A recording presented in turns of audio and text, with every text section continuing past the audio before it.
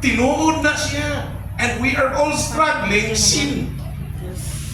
Isa ka struggle rin sala.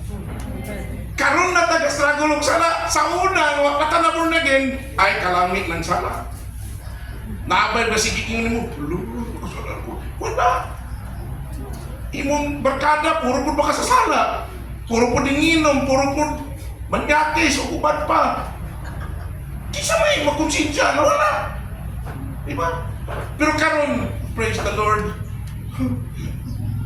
Hapit ako makasalanan. Pastor, hapit ako makasalanan. Gamay na lang yan. Nikiring ang telepono. Hello? Jesus ni ba? Si Jesus. Si Jesus ni dalang dito. Dili man na yun nagpapakasala. Kabantay mo, kasi nakasalayan. Ako kasalay ko kadagdag. Dagdag ko anak nga. Hapit ako. Then na nikiring. Oh, lipungin. Hello? Brad, Jesus ni. Lamig kayo ng hinara. Praise God. Oh, eternal covenant meaning promise. Ang promise ni Lord, ningon siya nga katong namatay si Jesus. Katong nabanaw si Jesus. Bayad to sa tanan nimong problema. Unsa ganito? Katong namatay si Ginoong Hesus, hantod nga nabanaw si Ginoong Hesus, motoy bayad sa tanan nimong problema. Unsa yung problema nimo? Number 1 is sala. Finish na. Humana igsuon. So ayaw na ka problema na kasunod.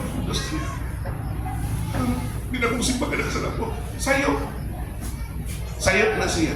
Once nakasala ka, musimba ko, kay nga naman, ganahan kong worship ni Lord kay kipasaylo na ko. Amen ba? Amen ba? Amen. Lord, suni yung kayo, Lord. Ka na bang ganahan si Lord nga candid ta, honest ta, nga nakasala ta. So, from the moment nga happy ta ka makasala, Lord, punggi ang taong ko. Pero matumpawag nyo ka, Lord, sorry you, Lord. Nadalang ko sa tasyon. Pero di ko ganahan rin. Di ko ganahan rin, Lord. No? Katong sa una kay, makasala ka. Yes! Ha! Nakasala ko. Di anto kasi mo barkada, di ba nakasala mo ka? Pierre. Wala to siya.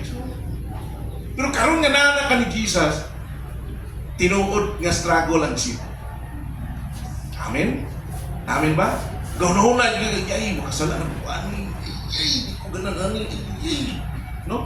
Pero katong sa una, di payo kayo nakasala. Pero karon dili na. Amen? So, katunay kamatay ni Ginoong Hesus is a form of peace. Saan ang peace?